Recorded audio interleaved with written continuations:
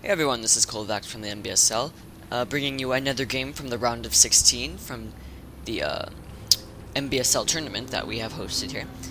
And it's going to be a game between Liquorshot, playing as the red Zerg, spawning at the 1 o'clock position, versus Velra, who's spawning as the blue Zerg at the 3 o'clock position. And you can see here both players just kind of chit-chatting a little bit. Just another heads up, if you're from Manitoba, haven't checked out the website yet, definitely go check out the site. We'll post in the link, or in the description below, we'll post a link for that. Yeah. As you can tell, all the players are kind of fun and they like to talk to each other when we're playing. Liquorshot pulling off the extractor trick here, going for 11 over 10. And it looks like Velra just went for a 9 overlord. Both players just scouting each other with their overlords here. I'm excited to see what these players are gonna do. I know both of them are fairly decent players. They're both either platinum or diamond, kind of in that area. So they're both experienced players playing StarCraft 2.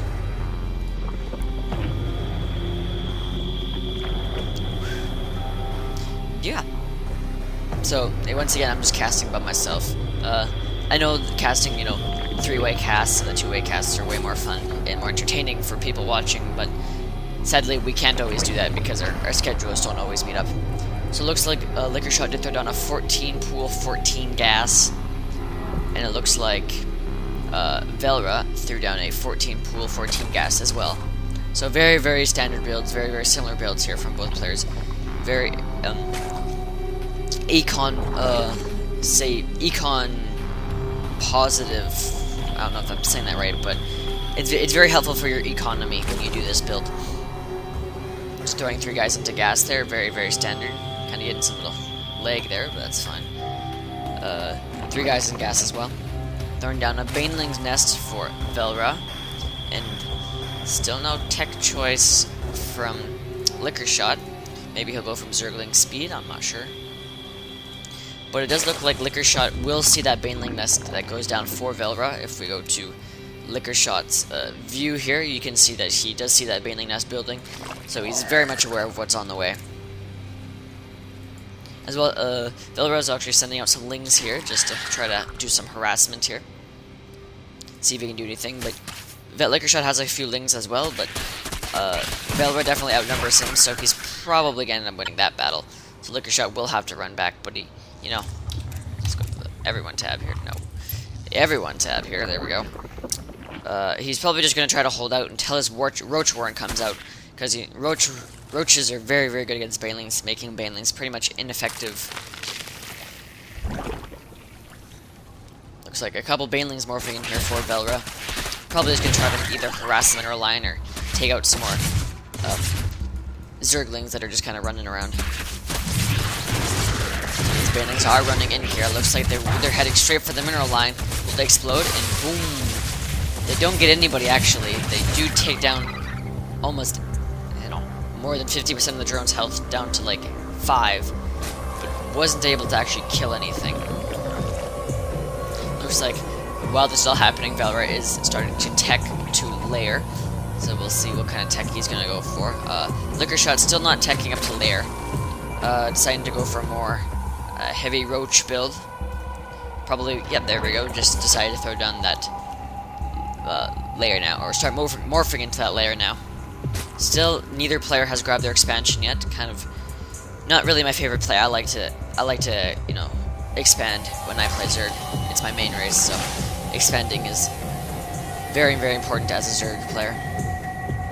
Still no second gas. There's like second gas to go down for Velra, so he might be going Butas. That's always a possibility when you get down 2 gas, but it's very hard to support such gas-heavy units on one base, so if he was going to go a Mutas, he probably would have expanded already. Looks like he is going to throw down a bunch of Spine Crawlers here just to help wall off, because of the fact that he doesn't have his tech up yet, and only has a couple Banelings here. Looks like these Roaches did see those Banelings, so they're going to go up there and snipe those Banelings, and chase them down. Just keeping a couple Roaches here, probably just to watch the ramp for maybe a Zergling run by. Still no tier 2 check tech choice here for Liquorshot. Actually, just throwing down that hydrogen as I'm talking. Looks like these roaches did just run by. I guess Velra thought that that was actually a tight, but I guess not. So he's able to do some damage here. Going for those drones, very nice choice. Does see the Spire going up, so those Hydras are going to be very, very good against fighting those mutas that will be on the way. Running in some Zerglings, just trying to get as much as an army. And there's Velra saying they can fit through. He was very surprised. He thought that that position was very tight, but I suppose he was wrong. So I do think Velra will be able to hold us off. He has a lot of Spine Crawlers that Spire is about to pop, but he did lose a fair number of drones. If we go to the income tab here, we can see that actually Liquorshot has been pumping pretty much straight units. Basically has no harvesters, but Velra is down to 13 harvesters as well because he keeps losing. Probably down to 12, 10 now. Yep, 10. Looks like Liquorshot is just starting to make some drones here. He did make a couple there just to kind of help his economy a little bit, but I don't know, especially with the second round of not spine crawlers, the second round of roaches on the way here. He's able to do some decent damage here. Just trying to focus down some units here. The muta's coming out though, so I don't know. There's only one muta on the field though, and that's basically it has no drones now. This might be GG here from Velra. I'm not sure though. He does have a nice wall off here with these Evo chambers. Just nice. Yeah, I guess that is a wall off actually. Okay. So just one muta on the field right now. If we go to the production tab, we can see that Liquorshot is just throwing down his Evo chamber here, getting some more Hydralisks and another Queen. Still not expanding, but yep, just throwing down that expansion right now. Very good choice from Liquorshot. He knows he's ahead, and he's just going to keep his lead going. Looks like this muta is going to try to fly and see if he can do any harassment, but there's Hydralisks, there's Queens, there's not much Velra can do at this point. He's really, really far behind. If we go back to the income tab, you can see that, yeah, he's at 2 harvesters to over Liquorshot's 17, who, yeah, he definitely needs more harvesters, though. He's going to go to busy here. There we go. Yeah, he definitely needs more harvesters. I'm not sure why he's not making any harvesters, especially with his second expansion going up.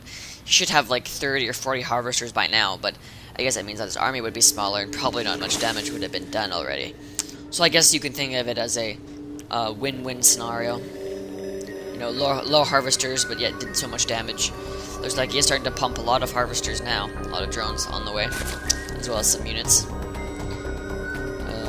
His energy is kind of getting above a little high. Should probably start spreading his creep a little bit more. He has a couple creep turbos down, which is a good idea. Has 3 queens on the field, which is a very smart idea. It optimizes creep spread, and as well as you always make sure you have a queen for anti-air if you ever need it, and for injection purposes. Looks like a Nidus network going down here for Liquorshot. He's probably going to use it to bust into the back of Velra's base. Very smart idea, because he knows that his front is fairly heavily defended. He could probably bust that if he wanted to, but lose more workers than he wanted, or more units than he would want to. Just transferring over a couple drones here over to second expansion. Probably going to start pumping some more drones for that expansion as well. Velra is still actually only at like 9-10 harvesters. Very, very low. A bad choice though is that he's not pumping units. He thinks that he can hold the front, but really all Liquorshot's doing is making units. Not really many drones, just units.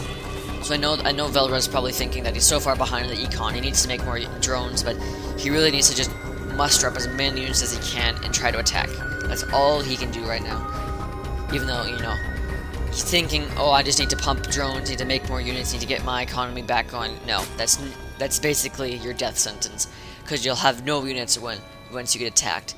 And this Nidus network is probably going to go up probably around here. I would think it'd be in the back in the smoke. I'm pretty sure it'll be back in the smoke. As always, the smart spot to put it. Still no units for Velra on the field. If you go to the units tab, just drones, and actually he threw up that Nidus network right there. I don't know if these drones aren't really getting a nice surround on it. might go up, and it does go up, so a few units will be able to pop out. Not many, but that's GG. Fell in the Velra. Nothing he can do about these units in his base. He has all his defense over here by his ramp. I don't think he was expecting to get Nidust into his base. So he does call for Lost Temple, and I will bring you Game 2 coming up shortly. Thanks for watching, everybody.